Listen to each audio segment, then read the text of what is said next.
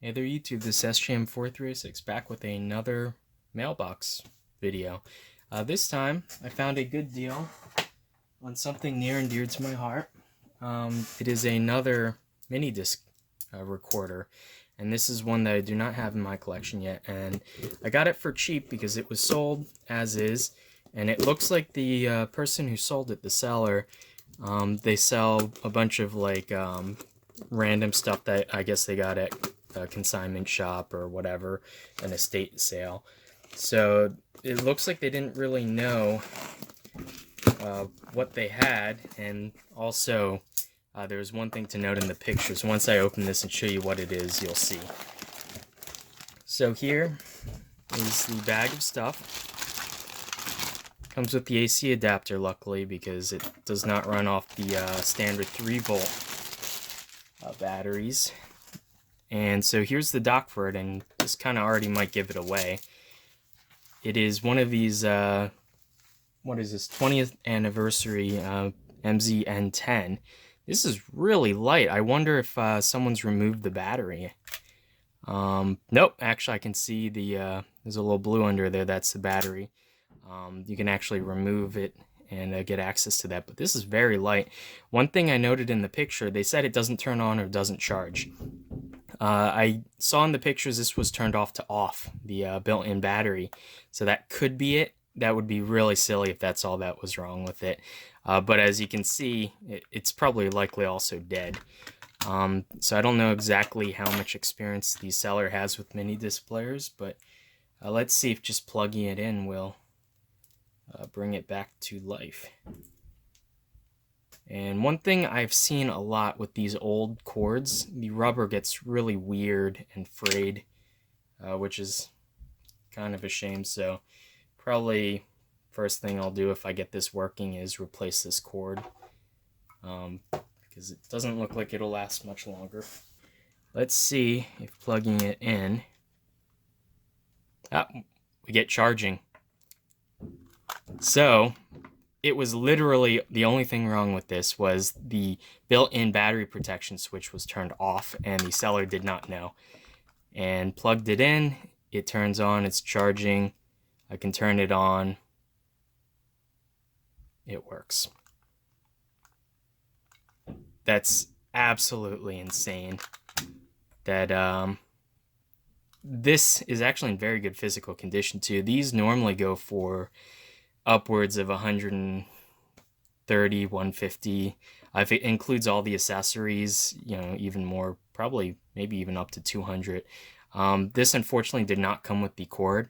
So one of the first hacks I'm going to do is I found a service manual for this. So I'm going to get the USB pinouts and likely drill a hole and put a micro or a mini USB adapter in there so I can actually use this as a recorder, a NetMD recorder. Yeah, but it works. There's literally nothing wrong with it. Still have to test with actually loading up a UMD. This is absolutely tiny. That's absolutely shocking how small this is. But yeah, gonna let this charge up and see if it can play UMD as well, and I'll get back to you guys on that. Okay, so basically I've charged this up. This is actually a couple days, about a week after I got this guy, and I charged it up and there is an issue. It looks like it's charging, but it's basically dead. You can see there, low bat, and that's after like an hour of charging. So obviously the built-in battery is dead, so we're just gonna pull that one out. So actually I did buy a replacement battery and it came pretty quickly, so it's just in here. And even though this isn't the exact battery, you pretty much can't find the exact battery anymore. This should be sized correctly. Let's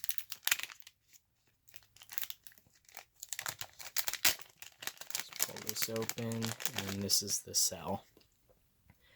So hopefully this fits. It looks like it should. I believe this is about the same capacity. It's maybe a tiny bit thicker, and it's shorter. So you should actually, theoretically, if you found the perfect size battery, you should be able to get a bigger battery for this. But that's pretty much impossible. seeing as it's a pretty darn small battery. It's very thin. Anyway, we're just going to pop this guy open.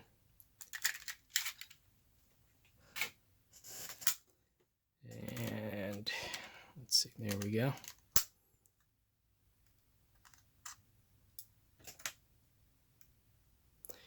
Okay, and here's the battery. You have to actually open it up to get the battery out, and it's absolutely thin. That's ridiculous. You can see that the new battery is, yeah, just a tad, but maybe it's about the same thickness actually. Yeah, that works out. But it's quite a bit shorter actually. And this is rated for 340 milliamp hours, and this is rated for 350. So actually this should be a tiny bit larger, well, in terms of the capacity. And there is a protection board on here, you can see. And the original one came with its own protection board. I'm not going to swap them. There's really no need to have two protection boards, so I'm just going to use this one and wire this directly up. So the important thing is there are two pads here, and they're right next to the input jack. And if you're to measure them, so basically there are 3 pins on the battery. The middle one's for like an internal temp sensor, so that's not strictly necessary. So what we're doing is the left solder pad right at the tip of my finger there is going to be the negative, and the right one is going to be the positive. So we need to make sure, absolutely sure, that it's the right way around. Also make sure that the switch is turned off just in case anything happens, anything goes wrong, nothing bad will happen. So we're just going to pop this open, just 2 screws, 1 screw, and that's it, and it'll be open. So let's just get that done. Okay, yeah, so the battery, it looks like it's a little snug, but it definitely will fit. One thing I will do is loosen this just a bit so I can slide it in a little easier, and it'll probably help if I open this as well. And there we go, once we get it in far enough. Just tighten these 2 screws again, and we're ready to solder. So like I said, double, triple check. Negative on the left, positive on the right. It'll help if you pre-tin the pads. I already have, so you should be able to just solder.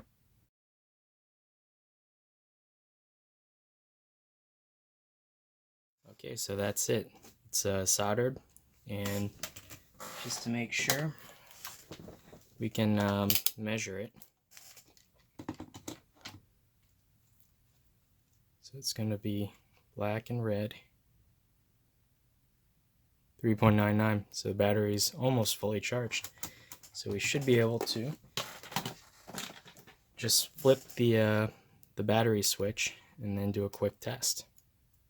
And it turns on and it says it's a full battery, so we're good to go. Just going to quickly shut that off and re-put that shell back on.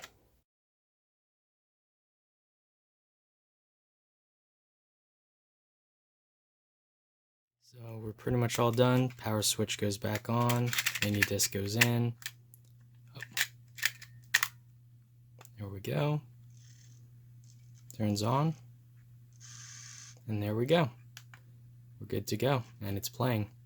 The battery's pretty much full, so yeah, it all works.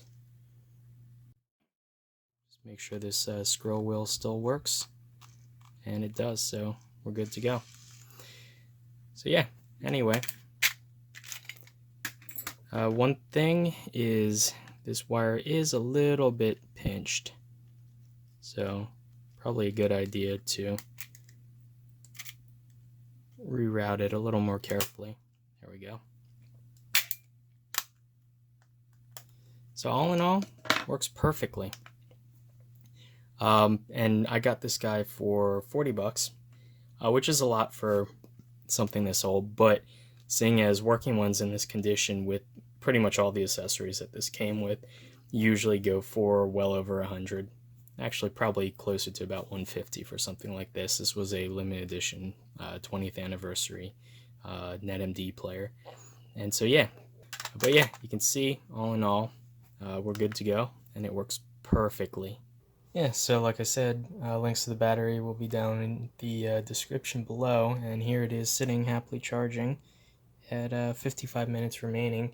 And I used this all today, and I used it, I mean, my work shift, I pretty much had it in my pocket running most of the day. I ran through an entire LP4 disc, so that's about 4 or 5 hours, and the battery wasn't fully charged, but I was able to still have like 1 or 2 ticks on the battery meter left by the end of the day. So yeah, I expect after I run through the battery a little bit more, the capacity will increase a bit. So, well, not capacity, but the runtime.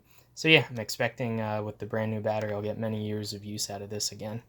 So anyway, yeah, if you guys have any questions or your own love of mini discs, put your questions and stories and whatnot down below, and I'll see you in the next one. Bye.